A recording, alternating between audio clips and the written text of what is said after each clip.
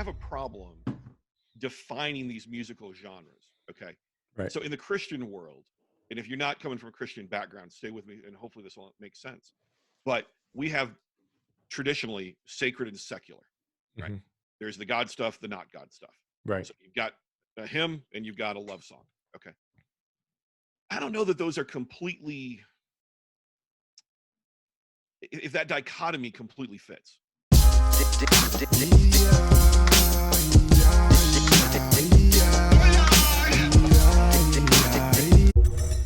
Welcome back to episode 2 of the Corona season. You are here right now with Brian Yager, one of my dear friends.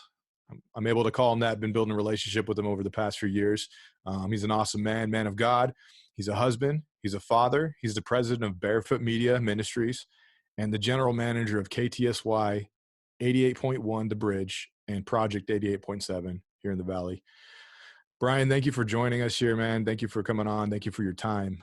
No problem, man. Glad to be hanging with you, man. All right. I just kind of want to get into these little topics we talked about really quick. So, man of God, so how long have you been in a relationship with Jesus? Like, can you kind of tell me your short testimony, kind of share that with us and the people? Yeah, absolutely. My story is the church kid.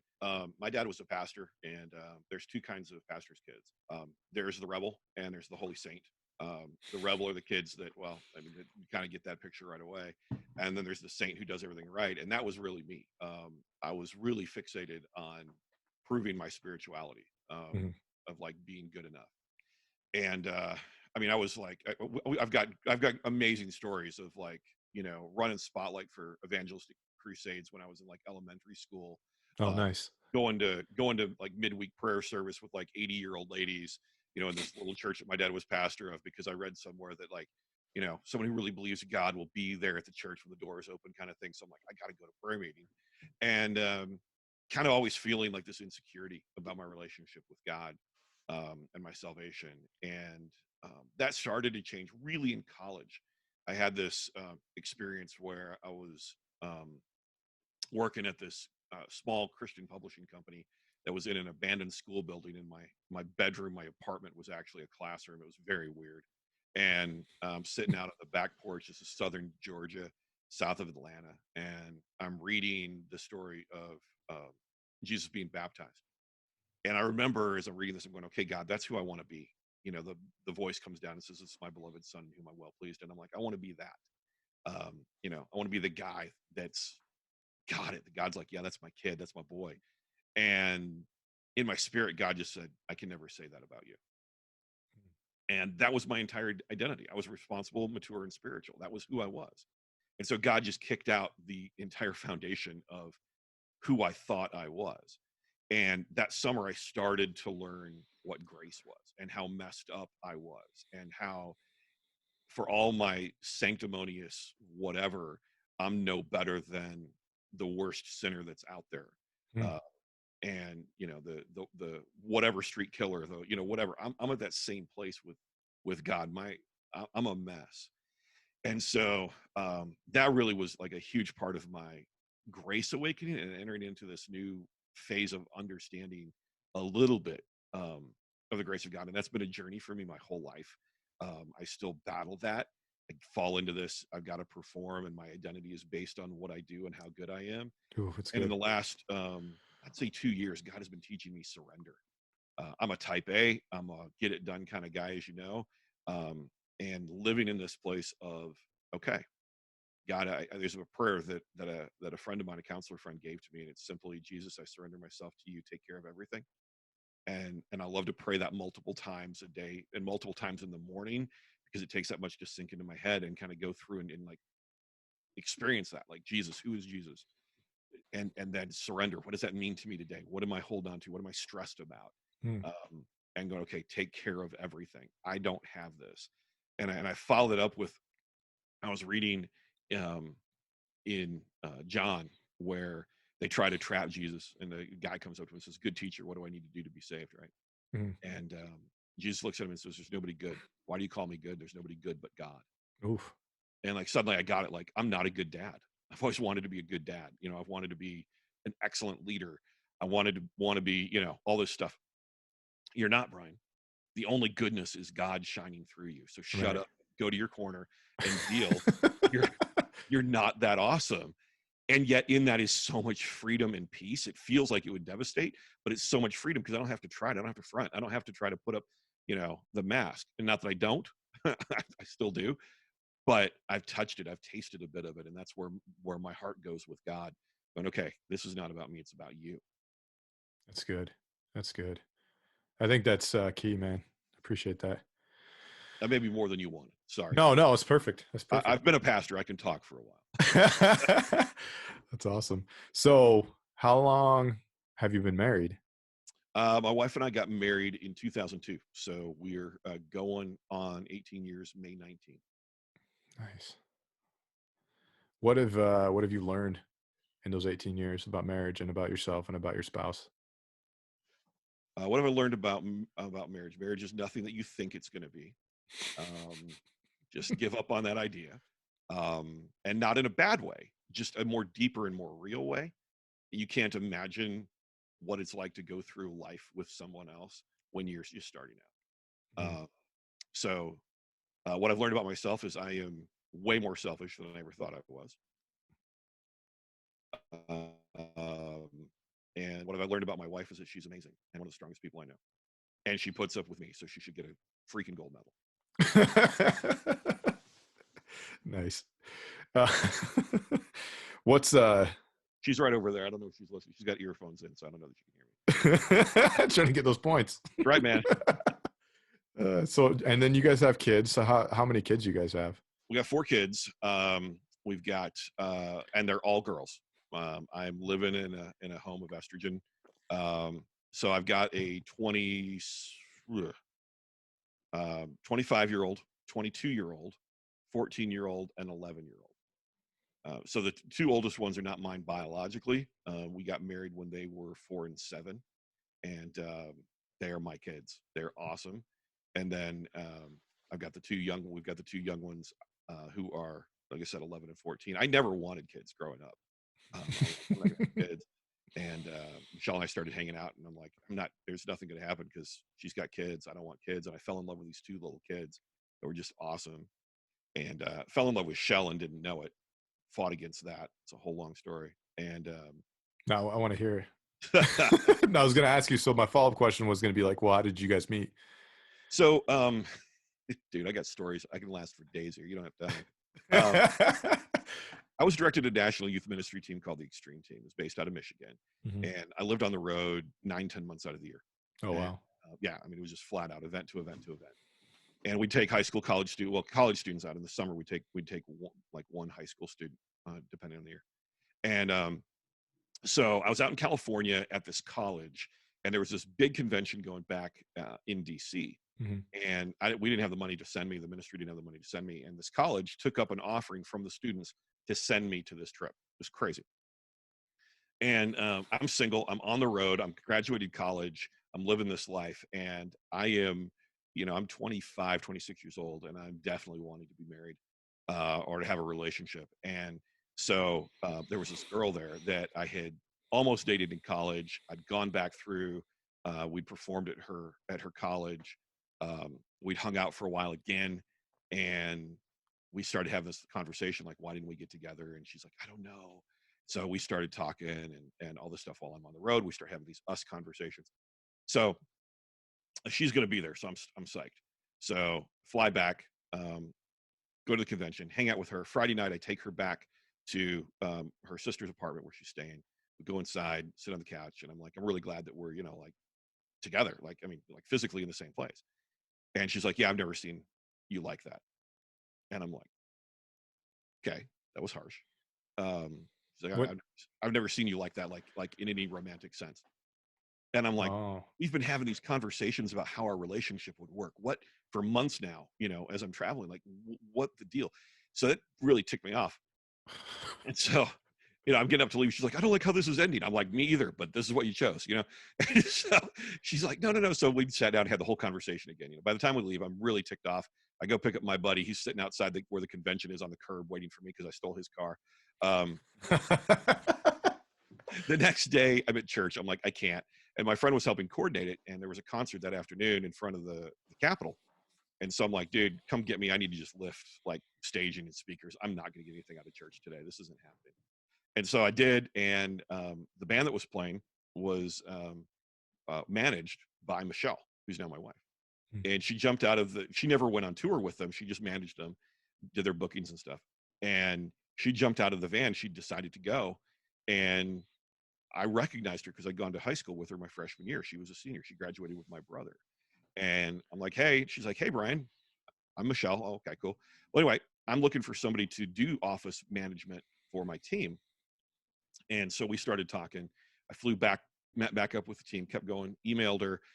And I'm like, okay, I'm going to, look, this job was made for a college student. I don't have money for a single mom. I don't have the money you're going to need. She took like a $5 an hour pay drop. And she's like, I feel like God's telling me to do this. And then because of that, government support for childcare kicked in. She ended up making $1 an hour more than she was making before. God totally took care of it. It was God's plan, just setting it up. And so she started working for me, and that's where our relationship developed. We really fell in love. I didn't know it. I started dating another girl, asked if that girl could stay at Michelle's house when she came to visit. Long, horrible story. Brian does not look good through any of this story. At all. You jerk. And, yeah, total jerk. A friend who'd been on the road with me and then was living with Michelle looked at me during this time. And while this girl was over there, I was down talking to her briefly. Her name's Brita, and she's like, Brian, your problem is you're in love with 2 women. I'm like, oh shoot, I am. Crap. What do I do? And she's like, that's not my problem to solve. I'm just telling you what's up. So I ended up breaking up with the girl, and over time, Michelle and I got together, and so on. More long stories, but we got together and got engaged. And a week later, they told us they were shutting down the ministry. And I was in New York by this point after 9/11, coordinating mission trips. They took us off the road and sent us there to do that. And so we're doing the mission trip stuff. And I called up my boss and I'm like, hey, I want to fly home and propose to Michelle. And he's like, okay, we'll pay for the ticket. And Wow. I'm like, awesome. So I started lying to her, told her we needed to slow down. Maybe it wasn't time to get engaged yet. She's freaking out like God's telling her to move forward. I'm telling her that God's saying no. And I went and bought a ring, did all this stuff, flew home. she just heard me telling the story. And she's like, who are you talking to? What's going on? So flew back, surprised her, amazing surprise, and proposed to her. And then they shut down the ministry a week later. Said we're going to take it off the road. And so we got married and we're unemployed. And that summer we did a tour on our own, broke down outside of Idaho, trying to keep this very long story as short as I can. Broke down outside of Boise, outside of Ontario, actually. There's a little gas station. It's dead now. But if you're going out there, it's on the north side of the road. It says, eat gas. And our van broke down. We drug it in there, tried to get it work done, got stuck in Boise over the weekend, went to a church we weren't planning on. And then the bulletin was a little write-up, said looking for an office manager for KTSY. The church we weren't even planning on going to. Somebody had been like, oh, you should go to this church. They didn't even show up. And so Michelle, that afternoon, is like, I feel like God's telling me I'm supposed to apply for this job. And I'm like, well, we don't shut doors on God before he opens them. So she went in to the station, applied. We drove back to Michigan where we lived. And a few weeks later, they called her, interviewed her, flew her out, interviewed her, hired her. She's like, we're poor. Can I work for a few days? So she did, flew home on Thursday, and we moved to Idaho on Monday. Wow. Yeah. Wow. That's awesome. So God went, here, you're in Idaho now. That's where you're going. Right. It's a trip. That's a story. It's crazy. Nice. So way more information than you wanted. I think you asked about my kids, and there it went. No, it's good. It's good. I've been married, and there you go. Well, one thing I learned, I've been learning over the past few years, is just talking with people and just, doing totally informal interviews. People like to share, and there's nothing wrong with that. Like, and I don't mind, because it's good for me. So thank you. I think we've all got that story, though. Mine's kind of weird, but we've all got the story where God says, now you're heading in a different direction. You can plan your life however you want. You can come up with whatever goals you want. But God says, no, I've got this thing for you. And right. You can reject it. You can be in rebellion, but you're going to miss out on a lot of awesome stuff in that process if you do. Yeah, that's good. That's good. So within that, how did you get involved with KTSY then too? So how did that all go down? So, I'd been doing traveling youth ministry. When we left, God opened up the doors. For the nerds out there, we were endorsed by Mackie, which is a sound company. Mhm. And this was back before they started to really lose the quality of their product. So we had a bunch of speakers, big 40 channel concert mixing board, all this stuff. We had a garage that was basically a production, we could do small concerts and stuff like that. Nice. And that's what I loved, doing that stuff. And I loved doing youth ministry and being up on stage. And I wanted to be back in that world. And I was really fighting God. And nothing. I mean, I loved all this tech stuff. I couldn't get a job at Radio Shack when that existed at Christmas. I'm like, I love this stuff. What's wrong with you people? It's Christmas. You're hiring. You need to hire people. Couldn't get a job. Couldn't do anything. And it was God grinding me down. Went out to do a convention. We did sound and lighting at this ministry convention in California with a bunch of people. It was a convention I'd been a part of before, and I knew people there, and I was really expecting to like get filled up and connect. And I got just pushed to the side because I wasn't doing anything. Right. All I was doing was sound and lighting. I didn't have any ministry. I wasn't national touring boy anymore, and came back devastated, hurt, and depressed. And I went down to Lake Lowell, around the backside of Lake Lowell, one day, and just like, okay, God, what are you doing? And it'd been conversation before of being chaplain at KTSY, and it had gone back and forth. And the last we'd heard is there wasn't money to do it. And I really wasn't into it. Because what I wanted to, it was like, okay, that's a job, but what I wanted to do was this other. And so I went down there and I'm like, okay, God, what are you doing with my life? I'm unemployed. I've been employed on and off for 7 months. I did some truck driving jobs and stuff like that, but I've basically been employed for 7 months. God, what are you doing? And I sensed it. I knew it. He said, I made you for this. And I'm planting a church for unchurched people that weren't plugging in anywhere else, and being chaplain at KTSY. And that was my, because then my memory, the next day they called and said, okay, we do have the money. We want to hire you. After I came to that point of surrender, after I came to that point of going, okay, I give up. What do you want, God? It's up to you. And then it was like the next day. Wow.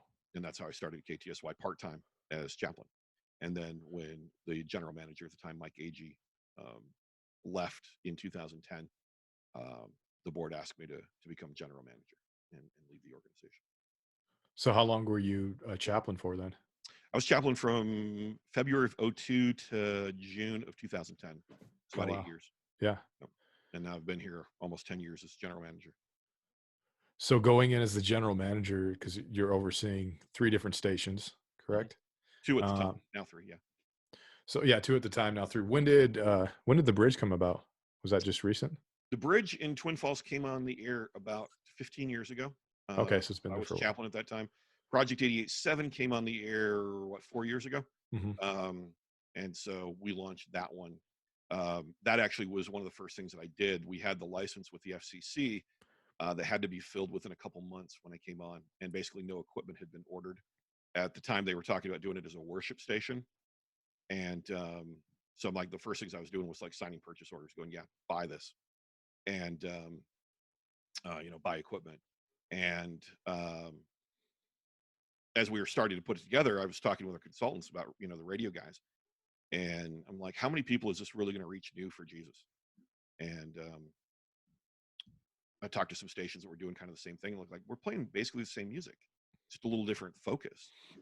And so I'm like, well, I said, well, we'll just do it, and then we'll figure it out later what we want to do with it. And the consultant's like, just simulcast KTSY on it. If you're going to do that, figure out what you want to do and then actually do it. So that's what we did. We played KTSY on it around Christmas time. I remember one year Dave Arthur started Christmas music in October on that station because Dave loves Christmas music. In October, huh? Yeah, exactly. It was a little early. But, it was a process for us of praying through what we needed to do. We had to pay off some debt before we could really start something strong. We had to get financially, turned around. The organization was in a rough place.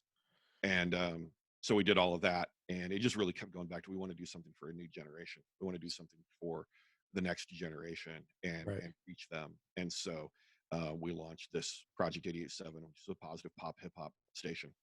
And it's been a wild ride, but I love the station. I love the people that it's reaching. It's reaching people that nobody else is. We got a letter from this girl who's like, I was sent here, I think she lived in Washington, sent here to live with her dad.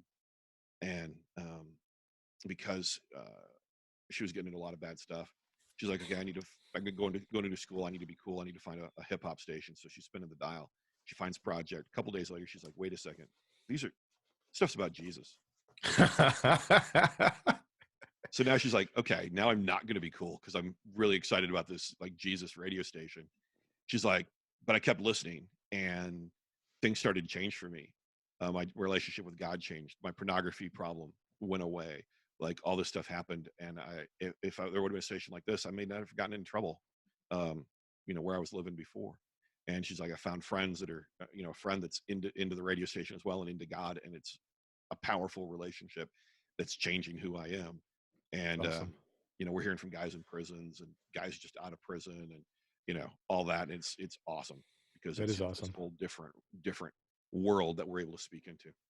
So you kind of hit on something earlier, and I was reading just kind of about your story and stuff, and the debt that you guys had occurred within the organization, correct? Mm-hmm. Would you say that was preventing you guys from launching Project? Yeah. Our board and ownership said we don't want to start anything until the debt is paid off, until you're in the black. So we paid off about $350,000 to get all that cleared out, and then was able to launch. That's crazy. So I'm a fan of Dave Ramsey, right? Yeah. You're familiar with him. Yeah. So, I mean, can you kind of touch base on, or just share with us about like the impact that debt can have and like how being debt free can help people move forward in whatever area? Can you kind of just talk about that briefly and just kind of, I mean, it's evident within your story, obviously. Yeah. And just like that's the beauty of it. And like seeing something like that. Have you experienced anything like that personally, or? Yeah, personally, I mean, my wife and I are trying to work the Dave Ramsey steps. That's a whole nother story, I believe, in Ramsey a lot. And like you said, yeah, it frees you up. The debtor is slave to the lender. So the Bible says, and it's totally true. In the world of the radio station, I'm a guy who's always dreamed the next thing. It's very easy for me to spend money because I see the next thing. We can have the next impact. We can do this. It's going to be awesome. And I want to spend money. Right. We've slowly built up reserves now, not just gotten out of debt, but we've slowly built up reserves, and we don't have as much as we need. In fact, as we budgeted this year before the coronavirus thing hit, we cut our budget pretty dramatically just to build more reserves. Because a lot of nonprofits are running month to month, if not week to week. And we've been in that place, the great thing is now we've got a little bit of reserve. So I'm looking at my staff in this time of stress and going, guys, we don't know the future. I'm going to be very honest with you about where we are, but we have reserves. We're not dead, right? So here's the thing is like, a month ago, 2 months ago, economy's flourishing. Everybody's spending money. Businesses are building, and that's awesome. Okay. It's a great time to do it, but you don't know when the next bad thing's going to happen. Right. It looked like the market again was infallible, but it felt to me like 2008 when the housing market was going crazy. It's like something's going to happen and correct this at some point. So I'm not a great saver at all, but I'm grateful that we have, because now I'm not walking in as much fear about how do I take care of my staff, because I don't want to lose my team. There's no, we're pretty thin margined operation that who do you get rid of, right? And not dramatically hurt the ministry, the impact that we're having in the community. So it's great to be in that position to go, okay, no, we're not flush, but we have those reserves. And I think you've got to walk that Ramsey kind of lifestyle, or at least it changes how you run your business and the impact and how you look at this downturn stuff. I remember back in 2008, Ramsey was like, man, if you got money right now, go buy real estate. It's on sale for crying out loud. And you think with where the market was 2 months ago versus it was in 2008, if you'd had the money and bought real estate, right, you made a ton of money on your investment. Right. So the same kind of thing, when you live like nobody else, you can end up living like nobody else. That's good. To quote Ramsey. Right. That was completely stolen from Dave Ramsey. That's not my original thing. I didn't come up with that. I wish I did. We need to cite that. So within that, so I mean, you kind of hit on it too. So like, if you can kind of tell me, I guess two things. So two things. We'll do this first one and then I'll ask the second one after. What was your daily routine before all this happened, and what is your daily routine now? Um, I don't have a daily routine. I'm just not that structured of a guy. And part of that is my job. In a media market radio station, media ministry, you do everything. And right now, I touch in some engineering world. We're down, a couple staff people. So I do some sales with our business partners. I work in our promotions and events world. And that gets, it's too much. And we were in the process of hiring to replace them, at least one or two of those positions. Um, so it was a little bit frenetic because it was hard keeping ahead of too many things. But if Mhm. you're a small business owner, you're going to have seasons like that. That's just what's going to be. If you're aggressive and you're trying to move forward, there's times that you're just going to go, wait, I got a whole lot thrown on me that I didn't anticipate. That's cool. It's just the way it is. That's a reality. My job my first priority um, is building my team. And I'm not the most structured guy. I've got other people in my business that I rely on for more of the structure end, but I want to build them as leaders. I want to build them in their industry. I want to lead them with vision and focus and knowing where it is. Businesses fall apart when they forget what their mission is and what their vision is. And if you if you don't know what you're doing, it's your mission, and you don't have a vision of what the impact of what you're doing is going to be, then you're treading water. And I'm not interested in treading water. I don't think Satan's treading water. I don't think the culture's treading water. I don't want to tread water. So first is that. Second is my role is a big mouthpiece in the community, working with our partners, donors, impact partners, and I love doing that. I love going out to lunch and talking about what God's doing, and asking for big checks. It's great. And sometimes not asking for big checks. That's what's even funner when I'm like, I think we're just doing lunch, and they're like, here, I want to give money. Okay, you know what? I accept. That's awesome. People want to be involved in stuff. People talk about, I want to talk about money. Asking for money. Everybody wants to be involved in something bigger than themselves. Right. So that's really what it's about. So that's a big part of what I do, and where I want to focus. This year, we really were planning on being in a building campaign. We're in 1,500 square feet, and that we ran out of space. So we've got a job site trailer, like one of those construction trailers, out back behind the radio station. That's where my office is. Right. And so we need to build, or get into a place that we can refurbish. So that was a big part of our plan for this year that right now is on hold. So I'm working in a lot of different areas like that, working with the team, working with donors and things like that. How's it changed? Obviously, I'm in my team, which is very communal and kind of family oriented. We're meeting via Zoom. Everybody's working from home for the most part. Our priority is on the air product. What are we doing on the radio? I could go off on all kinds of tangents on that. So they're working out of the studios as much as they can. But we have it set up that we can do radio from home. Because we're locally focused stations, we got the equipment to be able to be local and on remote easily. So that equipment turns over very easily, that I can be sitting in my house and on the radio. Right. So that stuff has changed in how we live that life. Donor appointments obviously aren't happening. That's email and phone calls. First couple of weeks, we're really getting all the systems in place, going through the transitions. Now I'm starting the Project Morning Show, covering that right now. And then, Are you doing that from home, or are you going into no, studio? I'm going into the studio for that because I don't have the ability easily to take phone calls right now. And we're wanting to build some consistency on it. And I want to be able to start building an interactive culture with it. And so I need to be in the studio. Makes sense. Yeah. Is it just you in there, or you have somebody else helping you out? Just me. Behind the wall is Dave on the KTSY morning show. And I like to irritate him because I like to listen to project music loud. And leads into his studio. Studio's too loud. What's going on? Got great music. Having fun over there. That's awesome. Who's your I don't know if I can ask you this. Who's your artist right now? Who are you really gravitating towards or vibing with? So the first one's not a project artist, but Elevation Worship has been killing for me. Spiritually, I've gone back to a lot of their stuff, just in my own personal spiritual growth, challenges in my family, things like that. Like it Right. is. So Elevation Worship, Boy, on the project side, I love KB's stuff. That guy is so. I was listening. I think I was listening with Ahe, or I was talking with Ahe, who's our program director for Project, and amazing young woman. Should get her on this at some point. Yeah. What up, Bahe? That's right.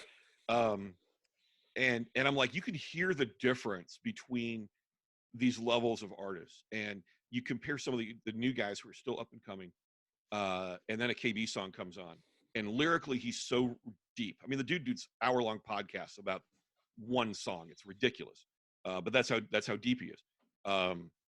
Sonically, there's so much going on in the music, and his flow is great. That I love his stuff. You know, I love how it sounds. Right. I've been in and out of NF. I'm not into NF right now. I'm not a hater. I'm just tired of his angst. It's just gotten to me. Like, too cynical, man. Find some hope. You know, and I know he's walking through his spiritual journey, and he's a phenomenal artist. So I'm not. This is public, and I'm dissing an artist. I don't want to do that. I'm just personally not into him as much as I was before. He's still phenomenal. And some of his stuff is just, I don't know, it'll slay you. But let's see, who else am I into? Well, playing such a variety of people right now, and there's so few stars right now in the Christian hip hop world. You know, like we do Last Splash of Summer, and you know, we're stuck right now. We're running out of the artists that are at the place to pull that size of crowd, because you've got your Andy Mineos, your Lecrae's, your KBs, or not KB, but your Lecrae's, NF, so on, and those guys are costing so much money. Bring him in. They've kind of dropped off the map. We had Gavi. He's actually gotten bigger since we had him, because that was the second year. We've had KB. We had Social Club Misfits. Those guys are awesome, but we're running out of them. And then you got a lot of guys who are up and coming, who are still getting their feet under them, Right. and building their platform and their audience. And so it's a weird place, because it's such a smaller market. You go to you know, the world of contemporary Christian music, what we call AC, adult contemporary, which is KTSY music.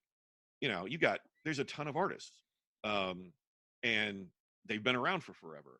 This is a new format. This is a new world that's building, and I love that, because at the same time, you can find up and comers and be a part of the beginning of their world, and give them an audience and a platform as they're putting out music, and then see them become stars, and that's cool. Yeah, definitely. So kind of going back into, I want to touch base on NF again. So Yeah. I think specifically with him, and I don't know the guy at all. I don't really follow him. He's way talented. He's good. I hear exactly what you're saying about like him being on just a tangent, Mm-hmm. and a part of me thinks that's some of that is just has to do with it sells. Mm-hmm. You know what I mean? And like he has a target audience he's trying to get. Hence his, you know, there's a demand for him. Right. So it's just kind of like, I get that. Like I get why they're doing that. And also it's like he has a big label pushing him, right? Right. So I get why they're doing all that. Personally, like being an artist, like anytime, and I know like for a lot of artists, I mean, I think as artists, like you want to create and you want to share what you feel like you've been called to share, right?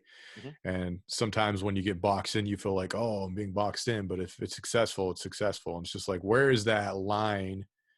I guess I'm just asking a rhetorical question. Where's that line where you're selling out, like selling yourself short, and also like being in touch with what God's telling you to say, type of thing? And I think, I mean, I don't know. It's one thing I found for my personal life is just knowing that God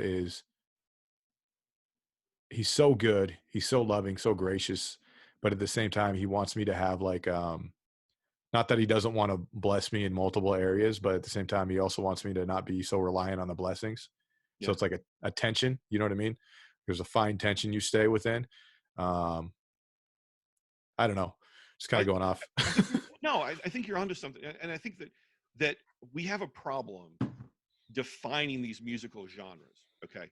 Right. So in the Christian world, and if you're not coming from a Christian background, stay with me, and hopefully this will make sense. But we have traditionally sacred and secular, right? Mm-hmm. There's the God stuff, the not God stuff. Right. So you've got a hymn and you've got a love song. Okay. I don't know that those are completely, if that dichotomy completely fits, those two little things of what it is, right? Because I remember back when I was a kid, Amy Grant was huge, and she crossed over, and everybody was like up in arms. Oh my word, this Christian singer's gone pop. She's selling out, all this kind of stuff. There are people that are called to ministry. Right. There are people who are called to live a life with God, but are not called necessarily to be what we categorize as ministers. Right. So does that mean that if you do music and you're not called to ministry, you can't be a Christian? Right. So, I mean, you look at guys like NF, and Andy Mineo falls into this quite a bit too. They're doing music about life. They're expressing themselves artistically about what they're going through in life. Okay, cool. It often reflects a Christian worldview. It reflects a mindset, but it isn't. And you see a lot of guys in the secular world. 21 Pilots are in the same vein. There are a lot of guys that are like, I'm Christian, but I don't want to be. I'm not a minister. I'm not a guy that's going to be up there proclaiming something, because that's not who I am. Mm-hmm. My faith is going to be lived out in other ways. And then you've got guys who are obviously ministers. You listen to their music, and they are called to do ministry. Mm-hmm.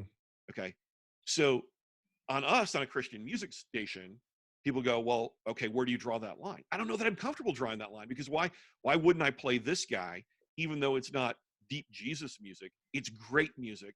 It's positive. It's from a Christian worldview, and that's awesome. And then I'm also going to have music that speaks into this heart on this other level. I think we've tried to box in musicians and box God in, and it's not for everybody. Because some people are going to live here, some people live here, some people live in the middle. Let's give each other grace to go, this is what you're called to do, rather than everybody has to fit this particular thing. Does that make sense? Oh yeah, no, definitely. I agree with that 100%. So how do you, so one of the things that, I mean, obviously since we're in the middle of this whole Corona thing, it seems like social media has really just been blowing up with just everybody's sharing whatever, they're thinking. And unfortunately, sometimes like I believe we need to keep our mouths shut and then allow God to speak. And, sometimes we just insert our own 2 cents. How do you, because within the radio world, and you guys just talking about that specific subject where you're talking about like, oh, where do we draw the line? And like, and believers, I'm thinking, I could be wrong, but I'm thinking believers are asking you guys that, and they're approaching you, and maybe there are some that are a little more hostile than others. I like to call them internet Christian thugs. Yes. I stole that term from the guys at Track Stars, but they use that a lot. And I'm like, dude, that's so true. Like, you have these believers that are blowing up and being more vocal in not a gracious, loving way. And they're trying to bring correction to somebody who's not even open to correction. Right. And it's just like, so for you guys, have you guys ran into people who are like, oh, well, you're playing, I can't remember, you guys play, oh, no, it wasn't Kanye West, because he's fully flipped now, but like, it was something, I can't remember what it was. It was a while back. Like, I heard you guys play a couple different tracks. I'm like, I love it. Like, I'm not against it, but I'm just like, I wonder if they got flack for that. You guys gotten flack for playing certain artists or content? Less than we thought we would. We do get some. We've gotten more from where we've positioned ourselves. So this is totally radio insider speak here. I don't know that anybody's going to care about this, but I'll tell you. I care.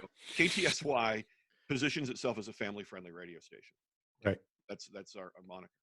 We never promised that about Project, because we never wanted to. So in the family-friendly world, you're looking, you said you got a 1-year-old, a 4-year-old, and a 6-year-old. 6-year-old. Okay. You're cruising down. Your wife is cruising, got the minivan or the SUV or whatever you guys have got. We got a minivan. Back. You've pimped it out, but you got a minivan. you got the minivan. You're cruising, right? There's stuff you just don't want to have conversations with on the way to daycare, or on the way to Albertsons with your 4-year-old in the back seat, right? So everything that we do, we filter through that. If we're talking about molestation, because it's something that has to be talked about, like years ago, I think it was the Amanda Smart thing. Like, you had to talk about it. Everybody was talking about it. You said she got hurt really bad. Every adult knew what you meant. Kids are like, oh, she got a boo-boo. She fell off a swing, right?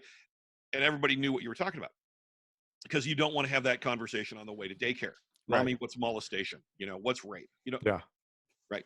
Project, we just never promised that, because our target is millennials. Our target is specifically 18 to 35-year-olds who are living in a world of very raw, very real. They don't want things sugar-coated. They want it to be straight up. This is what we're talking about, life. We've gotten more flack about that, with people going, why are you talking about this stuff?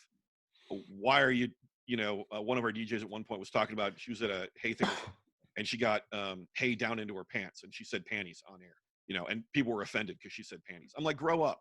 Deal. Like, this is real life. We're not trying to sugarcoat everything, which we often do in the Christian world anyway. We're so afraid of touching real life that we're like, it's got to be so sterile. Jesus was the most in the middle of the mess that you could be, and we're trying to be so sterile and everything tied on little bows. You can't tell me that his life was tied up with a little bow.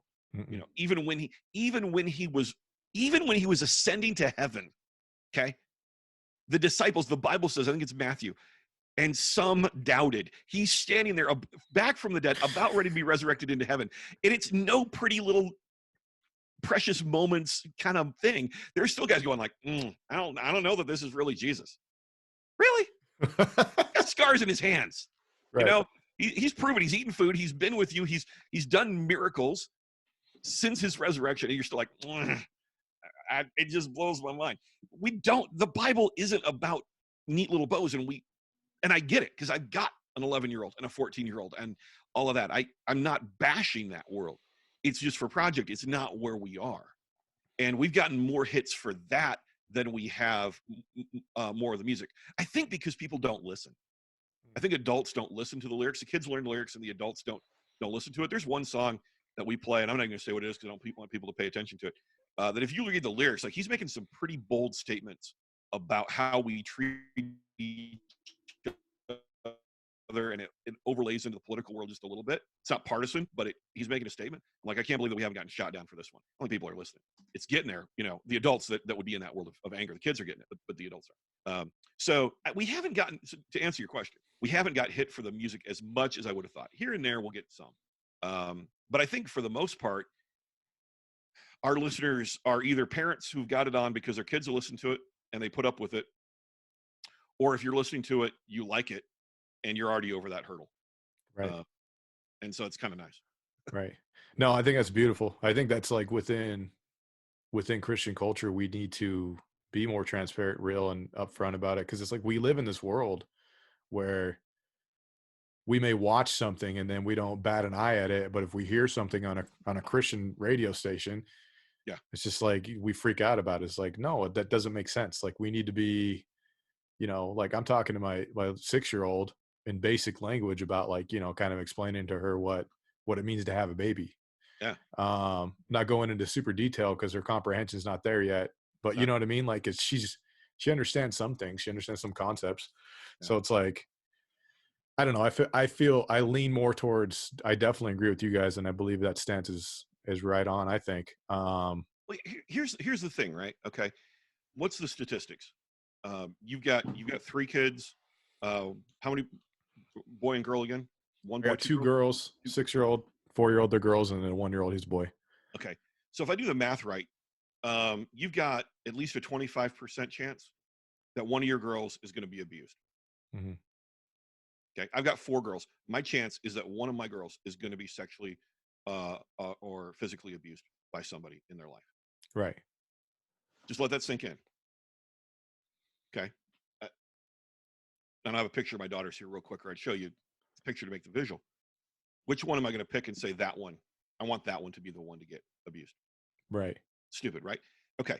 So right now we're talking about coronavirus, which has different numbers of death ratio, infection ratio percentage and the death percentage. And we're in quarantine. We're in home lockdown, which we should be. Okay. I'm not dissing it. And that's all we're talking about. And it's not at a 25% rate. It's a 3% rate or whatever. Yeah. Okay. But our kids, by the time they're through college and into young adult, our girls have a 1 in 4 chance of being abused. Why are we not talking about this? Why is the church burying its head in the sand and going, it's a non-issue, when it's happening in our churches? The rates in the church are as high, if not higher, than outside the church. Why are we afraid to talk about this? Oh yeah, let's talk about the LGBTQ agenda, and let's bash that world, okay? Let's get on a thing about that. Let's get on whatever. But are we going to talk about what's happening in our backyard? Are we going to talk about what's happening by the pastor or the elder or people in our church? We don't want that. That's not happening in my Christian suburb. The numbers say it is. Sorry. Now, does that mean every church, should we be on the same level of intensity as coronavirus? Probably not. But should we be having real conversations and honest conversations? Absolutely. Should we be challenging our men to live better? Yeah. If we see something, should we say something? Yeah. We can't whitewash this thing over. This stuff is happening in our community. Suicide rates. One of my daughters attempted suicide when she was 16. Okay. We didn't see it coming. But it's something that makes people very uncomfortable to talk about. Right. But we got to talk about it because it's happening to our kids. It's happening right around us. So why are we not willing to talk about this stuff? You know, the list goes on and on and on. But I think we, as you said, we do a disservice to the body when we say we're not going to talk about this stuff. And we end up being irrelevant to the real issues that Christ is trying to transform in our lives. You know, but if you don't talk about it, if it, buried, then we never allow the light of the gospel in to be transformative. And that's hard because you, at the same time, then see, it gets really complicated because I don't want to be that vulnerable about myself. Right. Like, we don't want to be that vulnerable about ourselves. So then I don't want to have this conversation, because then maybe we need to create an environment where people are free enough to be vulnerable and accountable. Where somebody could say, you know what, I'm dealing with an anger issue, and I'm going to lose it. And that's okay. And we then step in to help rather than judge, because then that means I've got to be vulnerable about my stuff. And I don't want to be vulnerable about my stuff. I don't want you to look at me weird. I'm scared of that accountability for myself. So we fight against it. And remember, the book of James says, confess your faults one another, pray for each other so that you can be healed. That isn't confession like I'm going to a priest to receive confession. It's, look, I got an issue. I'm in this battle. I need somebody in my back. Hey, every man has dealt with purity issues. And there have been times that I've been in the hotel, and I'm calling one of my mentors or one of my friends, or texting him and going, okay, you need to call me tomorrow, because I'm having a hard time with purity today. And I'm going to be in this hotel room alone tonight. And I ain't got it. I know I'm weak right now. You got to call me in the morning, because I need that fear of looking at somebody in the eye tomorrow morning. And I need you. That's bringing this stuff into light so it can be dealt with. That's good. I agree 100%. Again, that went a different direction than your question. I apologize. No, that's perfect. Because I think that's what it is. Like, we have to, you didn't necessarily say it, but you said it, like, transparency is key. And I really believe within this generation being like, I'm 37, but like me and like even younger than me, like those 18-year-olds, young to 18-year-olds, like, we want something real. Like, we're tired of seeing, politics is a perfect example of it. However you lean on it, it's just like, it's across, whether, Democrat or Republican, there's just fake on both sides. And it's just like, there's not transparency. Everybody's after the bag, and that's it. Like, that's the bottom line. What's going to get us money? And just like, dude, like, where's the honesty? Where's the realness? Where's that truth? And like, you find that all in Jesus. And for us as believers, nothing against women, but I think men especially, like, we need to step up, and everybody needs to step up, women too included, but just like men specifically, because I'm a man. And even within myself, stepping up into an area where I'm like, okay, I'm being transparent, I'm being real. Working through my issues. I'm always going to have issues, some bigger than others, and like allowing God, allowing Holy Spirit, allowing Jesus to really come into all the areas of my life, opening the doors. If you would have it like an analogy, our lives are like a house. And are we only letting them into the entryway, or are we letting them into the living room, or are we letting them to every single room of our life? And I think that's what happens. And I think kind of what you said, like, we don't want people to look at us differently. We don't want to be shamed. We don't want to this, that, the other. But like, the reality is, like, God's trying to reach us right where we're at, with every single issue that we're dealing with, and he'll deal with each one individually at a time. I mean, he could do a miraculous thing and just like be like, bam. But like, where's the growth in that for us and our character and whatnot?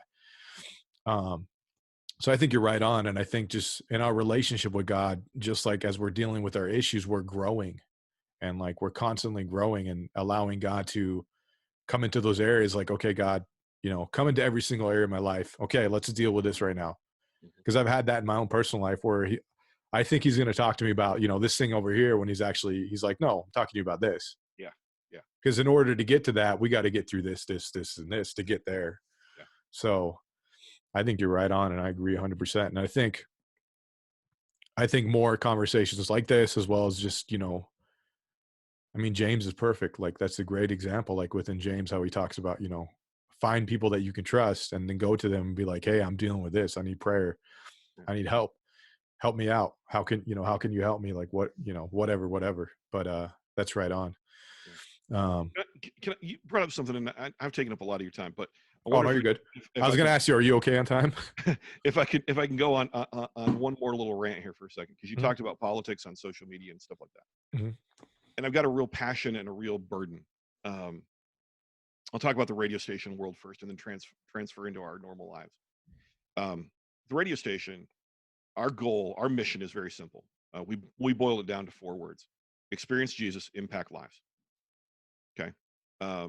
We went through a whole thing of who are we trying to reach, church, unchurched. We realized everybody needs Jesus. That became it.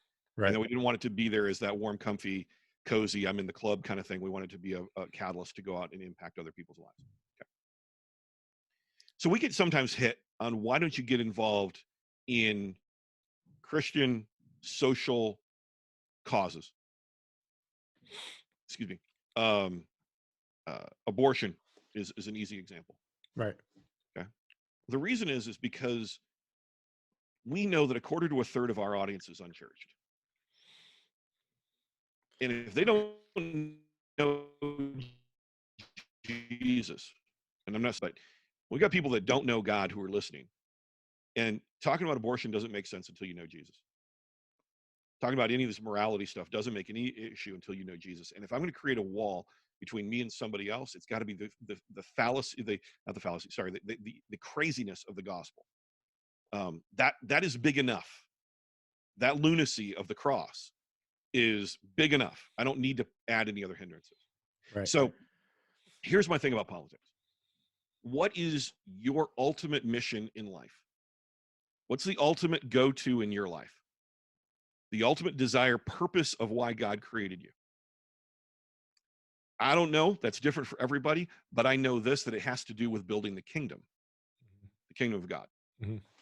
Jesus said, my kingdom is not of this world, or my servants would fight.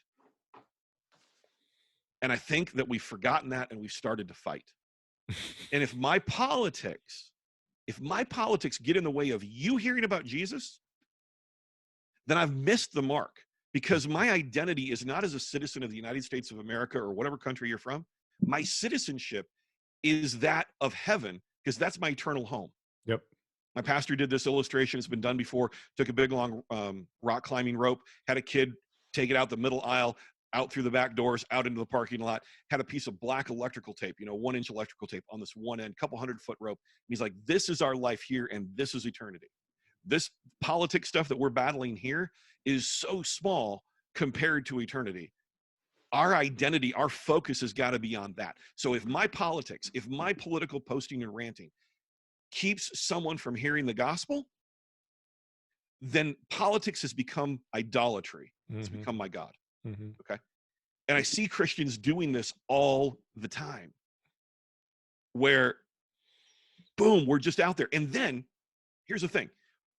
We have to be the rational voice in the conversation, because we know their identity is bigger, because we're not trying to win this war. It's not the war we're trying to win. We're trying to win eternity. Then we can be the voice of reason that pulls people together and says, wait, so what you're saying is this, what you're saying is this. You're not as far apart as you think you are. And we have got to stop demonizing the other side. Here's the thing. We live in Idaho, right? We're a massively Republican state in general. I don't know what your politics are, but in general, it's a Republican state. We proud to be Republicans here. Okay. The Republican Party is a broken institution. The Democratic Party is a broken institution because they're made up of people who are broken and sinful. So don't tie yourself so closely that you're going to go down. And at the same time, don't demonize the other side. Mm-hmm. As Jesus said, get the log out of your own eye, the telephone pole that's sticking out of your eye socket before you're trying to get the speck of dust out of the other person's eye. I went to Rwanda a few years back on a mission trip with the radio station. Of course, 20 some years ago, huge genocide. Thousands of people killed in churches. I went into a church and saw the blood stain where they ended the lives of babies against the concrete wall. Oh my gosh. I went down into the mass graves. They have part of it where you can go down and you see stacks of bones. And I walked through this memorial where it talks about what happened. And what happened is that they started to think of the other tribes as them, not us. And they started to dehumanize them by saying those people. And they started calling them cockroaches. And it dehumanized them until the point where I could kill them and I didn't feel remorse for it because they're not people. We're doing that in our politics right now. Mm-hmm. The Dems, the Republicans, those people. And we believe that if you don't believe the way I do, then you're trying to tear apart the Constitution, the country, and God himself. Rather than we love God, we love people, and there's a lot of room that we're not going to all agree, and that's okay. But we can communicate and dialogue. And the folks that are different from me politically, some of the most challenging conversations, not always easy, but I learn from them because I go, that's what they're thinking. Okay, maybe there's something I'm missing here. But when we demonize, we set aside. And as Christians, we should never be doing that. And finally, shut up on social media. If you're passing around an article, make sure it's legit. There is fake news. And it's not just bias in major media. It's these crazy websites that you look up and go, that is total garbage or severe misconstruing of the truth. Right. If you're a Christian, if you're a believer in Jesus, remember who the father of lies is. It ain't Jesus. So if you're passing around lies, you're in league with the devil. Not intentionally. I'm sure your heart is good. But the outcome of what you're doing is you're in league with the devil. Stop it. Stop it. Verify the sources before somebody else does. Make sure that what you're talking about is truth. Because what has happened is the Christian world has been defamed because we look like we're more about politics than about changing the world. Right.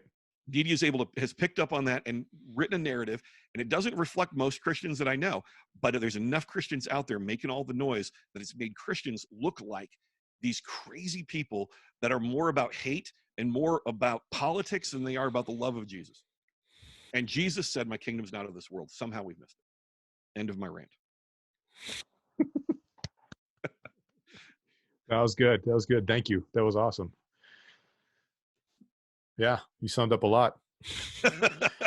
Sorry. Like, no, you're good, because I felt that same way. Like it's just kind of like I haven't articulated it like that, but it's what it is. Like it's. What did you say? You said something about like the world views us as somebody who's more about politics as opposed to changing the world, when it should be flipped. Yeah. We should be the people who have unwanted pregnancies go to first because they know we're going to help. Mm-hmm.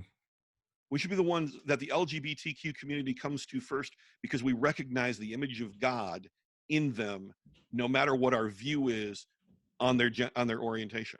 Right. Oh yeah. No, I think that's right on. That's biblical. That's Bible.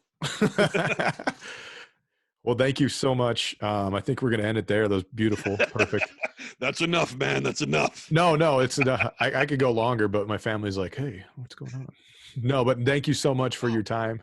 I appreciate it. Thank you for making time for me, and thank you for sharing everything you shared. And is there anything that you want to plug before we get going?